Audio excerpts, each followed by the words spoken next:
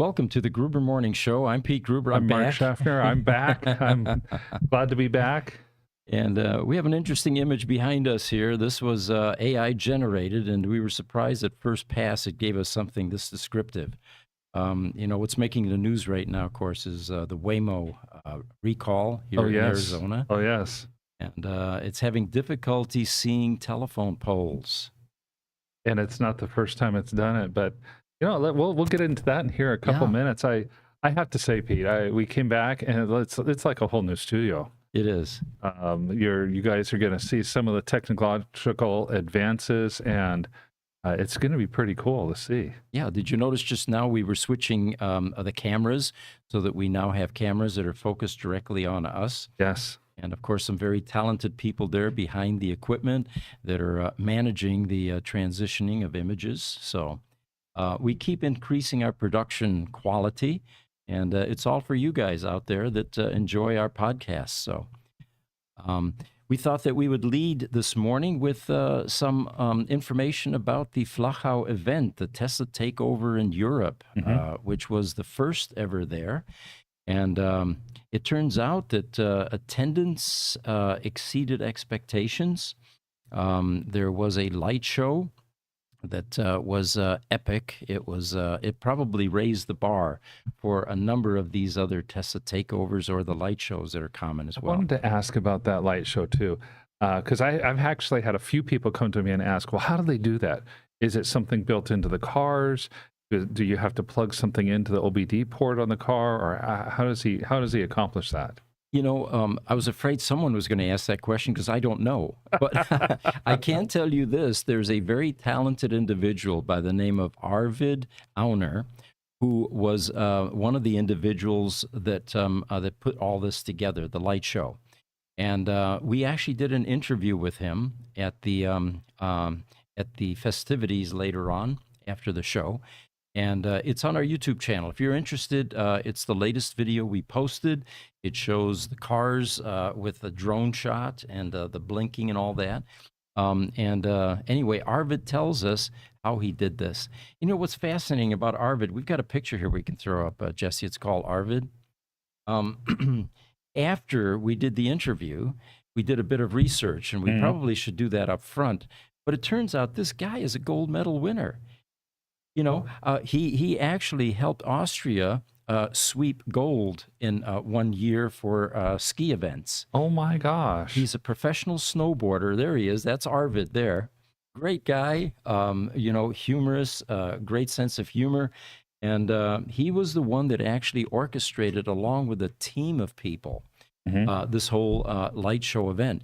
And for those of us waiting for the event, it was a lot of patience was required because they fiddled with this thing for like an hour, hour and a half or so before they actually were able to then say, okay, we're ready, right? Oh, okay. And it was in the dark, so there wasn't a whole lot to see. We were in the Alps, but, by the time it gets dark, there isn't that much visible. So thank God for the patience of all of the attendees there. 270 cars were involved in this. And we actually took a drone from the U.S. with us. I had my youngest son, Max, with us. Yes. And we were up in the air watching all of this. And when it finally launched, it was just breathtaking. Our jaws dropped.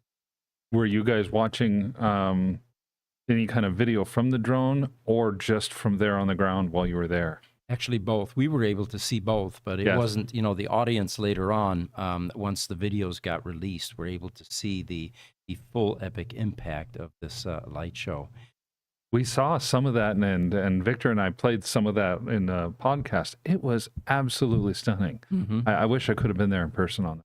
But yeah, any technical questions regarding, do the cars innately, are they able to do this? What was the programming like? All I know is there were a whole bunch of memory sticks that were floating around constantly and experimentation until finally they nailed a synchronized light show. Wow. And of course, that wasn't the only thing at the event. That was kind of the high point, but there were booths, there were vendors there were presentations for 2 days, both Saturday and Sunday. My presentation was Sunday around noon, and it focused on the history of the Roadster. Everybody in Tesla is currently focused on the new products. Sure. The Cybertruck is, the latest shiny object. And what my aim was is to remind people that it really was a little Lotus sports car that launched the company, and how precarious the whole operation was, because there was a very good chance they weren't going to make it. So I started my presentation with, have you ever considered, if Tesla didn't make it, would the EV revolution have occurred? And if it did, how long would it take? And more importantly, who would have done that? Because remember, a lot of the car companies they didn't think EVs were viable. GM with the EV1 Right. decided that there's no market in electric cars, and they retrieved them and crushed them all.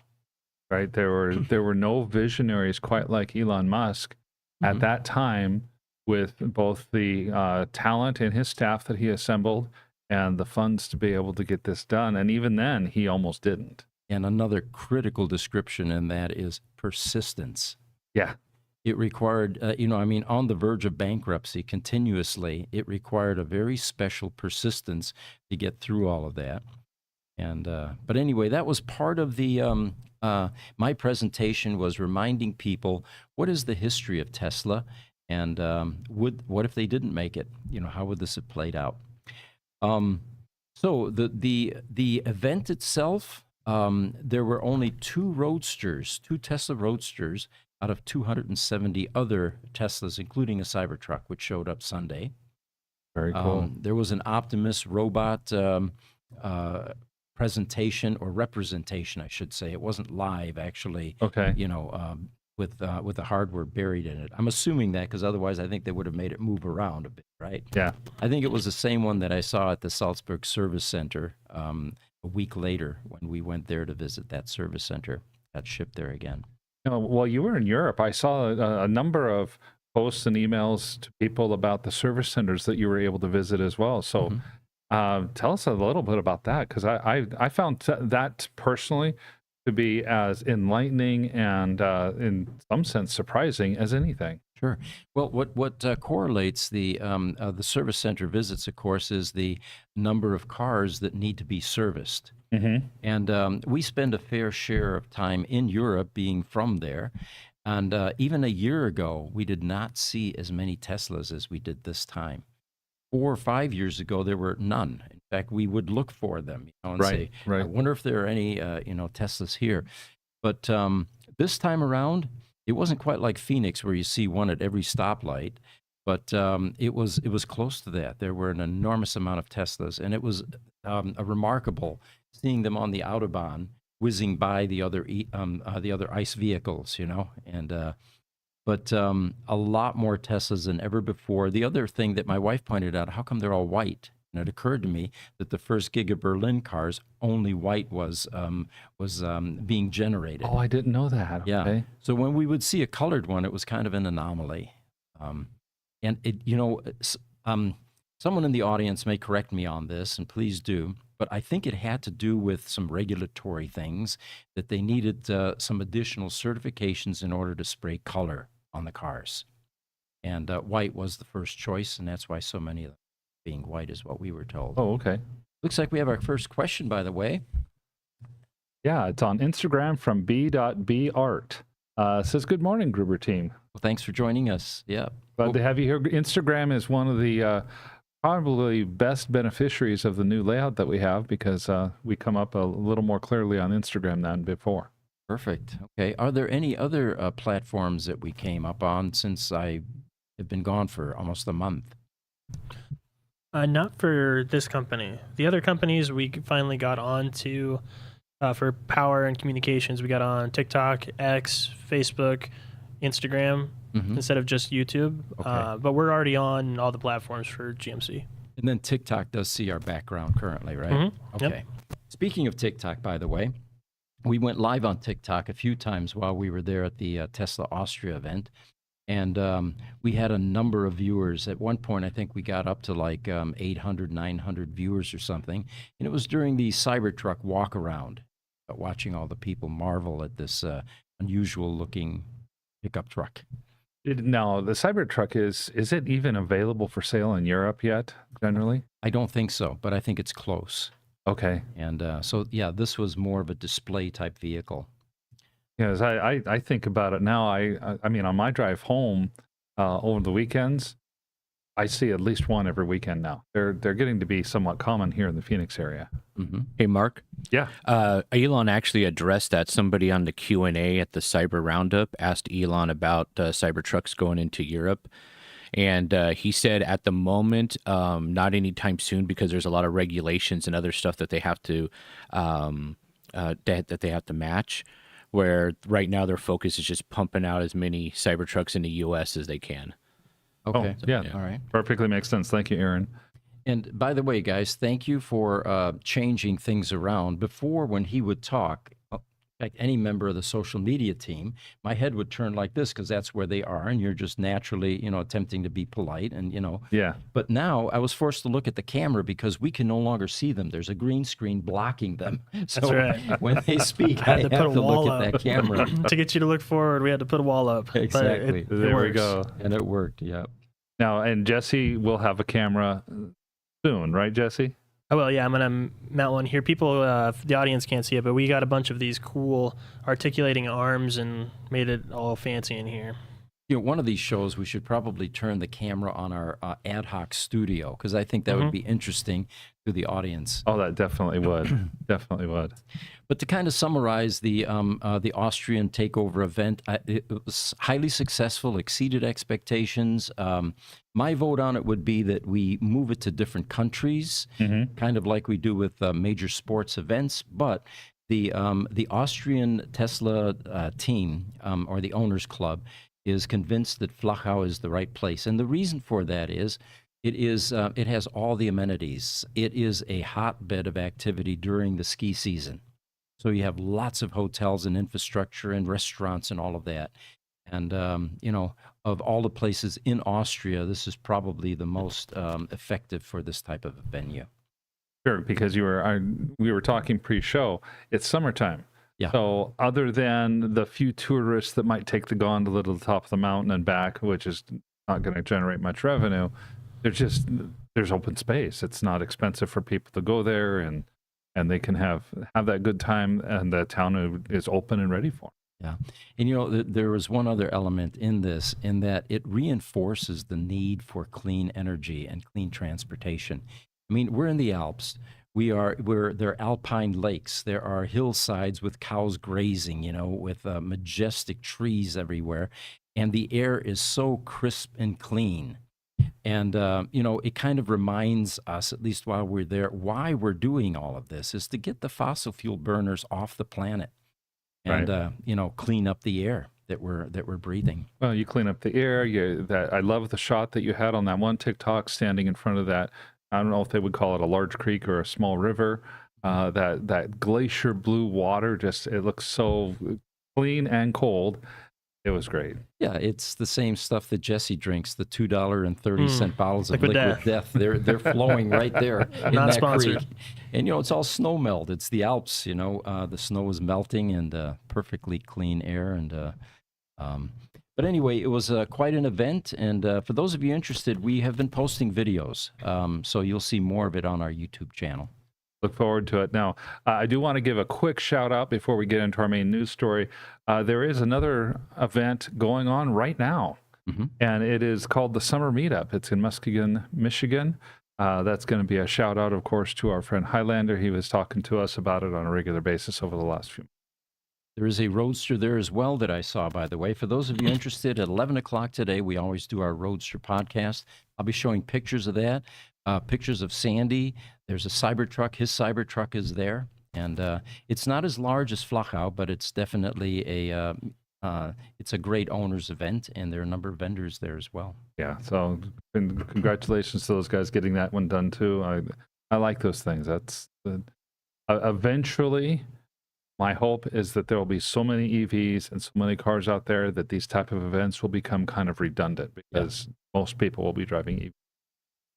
So I've got another headline here, and I always get a chuckle out of the exotic car manufacturers, especially the Italian ones. They're really struggling with how are they going to remain relevant going into this disruptive transportation change where they're not going to be able to produce ICE engine vehicles anymore. Yeah. So they're dabbling, like Ferrari, for example, now has a LaFerrari, which is a hybrid Ferrari. And it's almost like a Prius on steroids. But the styling, of course, is pure Ferrari. It's just, over the top. But there's a headline here that says Ferrari will continue producing V12 engines until they're banned.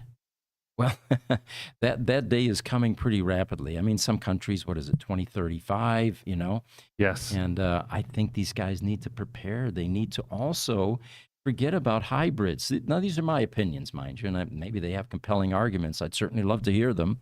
But hybrids are, again, taking us in the wrong direction. We still have a fossil fuel burning engine in that vehicle, twice the maintenance. And of course, some additional costs because you've got the electric drivetrain, you've got this anemic, ICE drivetrain.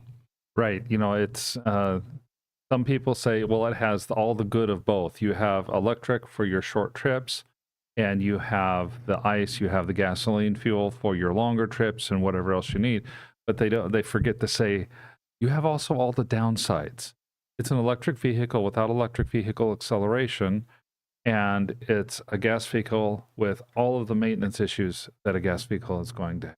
Mm-hmm.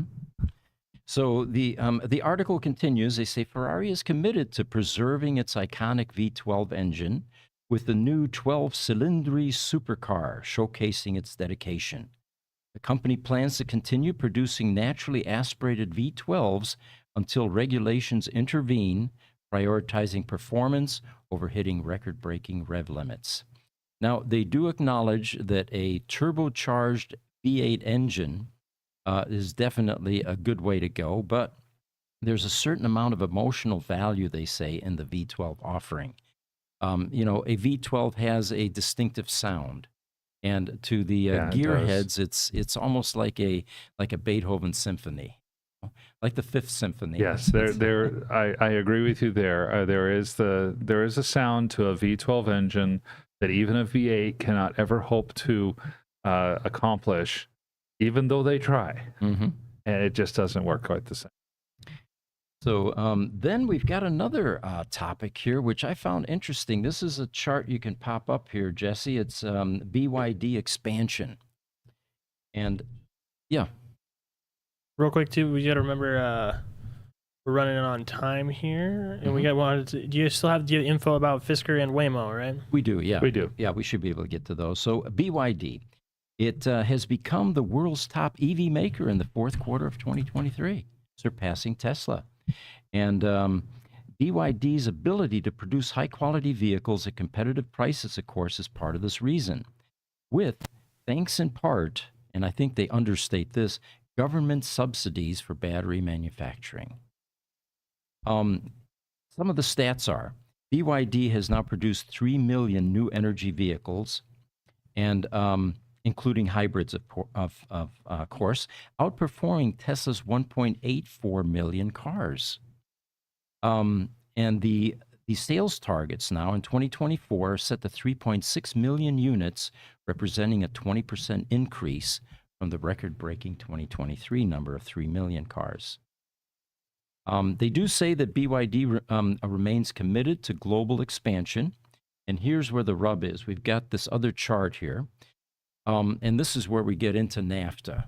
All right. Oh, yes. A lot of countries now are inserting tariffs in order to prevent this onslaught of government-subsidized electric vehicles flooding their country. There was an article yesterday. Australia is now waking up and saying, oh, my God, what's going on here? BYD is, infiltrating our country. How are we going to handle this? Most likely the same thing that the U.S. is trying to do. 100% tariff. That means you double the price of the product. Yeah, in the U.S., it's 100%. In the last week, the European Union has agreed to a 38% tariff on BYD vehicles. Australia is talking about tariffs. The U.S. politicians are absolutely scared down to the bottoms of their shoes about BYD building in Mexico because Mexico is part of that free trade zone that we've set up, the U.S.-Mexico-Canada Free Trade Agreement that used to be called NAFTA. And there are no good legal ways currently to address BYD producing cars in Mexico, especially if they decide to build their batteries off of the Chilean mines in South America that have the lithium, and out of the Congolese mines in Africa that have the cobalt and the nickel. They can take and send them straight to Mexico, and never touches Chinese soil, but it's all Chinese-run companies. Sure. And these countries that that have the most to lose, like Germany, for example, one of their major exports is autos. Yes. Vehicles, machinery, and autos. And having someone like BYD come in will be very disruptive to that infrastructure. And of course, those countries' answer to this is tariffs. Charge more for the vehicle, preserve our manufacturing capability. But as you had mentioned, even at 100% tariff, some of these prices are so low, they're still below ICE vehicles. Well, yeah, a BYD Seagull can be as little as $12,500 US. So what if there's a 100% tariff on it? That's still a $25,000 vehicle with a 170-mile range. So yeah, it's going to be an interesting thing over the next few years to see what happens. So the article continues, BYD's rapid growth and expansion has been fueled by substantial government support. A study by Germany's Kiel Institute revealed that BYD has received over $3.7 billion in subsidies from the Chinese government. Tesla, on the other hand, has received $2.8 billion in government subsidies. So China's not the only one playing this game. Oh no, China plays it. We've talked about this in the past. Ford, GM, Stellantis, they're all the hogs sitting at the trough of the government, where the government's feeding them. Every single one of them. So it's going to be interesting watching this evolve and watching to see what kind of casualties result. This is going to be, of course, disruptive, and there are going to be some companies going by the wayside. Definitely. Well, speaking of Way, maybe we should get to that way more. The Waymo article. We've got a quick comment from Facebook. Laverta is joining us. Laverta is one of our old employees here. Yes. Thanks for chiming in, Laverta. She says, good question. I think it is AI because there are no peripheral sensors outside the vehicle. She's talking about the Waymo Talking about the Waymo vehicle there, yes. See, Waymo employs one of the most advanced self-driving fleets in the world right here in the Phoenix metro area. They have 672 vehicles buzzing around in the East Valley. And they come all the way north to north central Phoenix now, and they're getting ready to expand west of I-10 toward our West Valley area. But last week, as reported by KJZZ Radio, Waymo recalled all their vehicles. Apparently, these F-Series Jaguar vehicles that have been outfitted with all these sensors still don't know how to distinguish a power pole or a telephone pole. And so a Waymo vehicle ran into a telephone pole at the beginning of the month. And this follows about a month ago when a Waymo vehicle was parking in a valley, in an alley. They ran into a power pole. It was low speed. It didn't do a lot of damage to the car, but it's obviously a problem that Waymo is having to deal with. And I saw that article and thought, wow. This is why Tesla redid their FSD completely, because Waymo has taken the approach of we're going to try to code for every possible circumstance, and yet another unthought of and unforeseen circumstance has come up. Their cars like to hit power poles. I mean, this is why Tesla went the route that they did, where they went to the heuristic neural network type of programming for their full self-driving. Interesting. It'll be, yeah. And, Waymo is also in California, are they not?